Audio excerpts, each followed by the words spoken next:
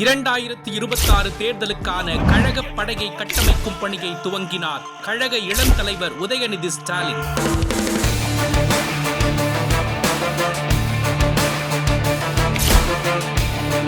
முதலமைச்சர் மு.க. ஸ்டாலின் அவர்களின் கரங்களை வலுப்படுத்தும் நோக்கில் தமிழ்நாடு முழுவதும் சென்று கழக தொண்டர்களை ஊக்கப்படுத்துகிறார் துணை முதலமைச்சர் உதயநிதி ஸ்டாலின்.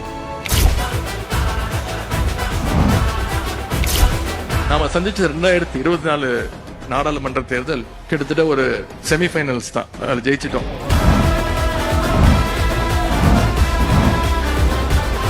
வரப்போற 2026 சட்டமன்ற தேர்தல் தான் உண்மையான ஃபைனல் கேம்.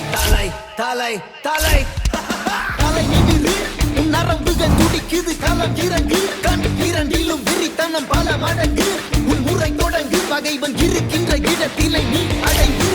ஓரணியில் தமிழ்நாடு முன்னெடுப்பில் சிறப்பாக செயல்பட்ட கழக உடன்பிறப்புகளை கௌரவிக்கிறார். தன்னார்வலர்களுடன் கலந்துரையாட உள்ளார்.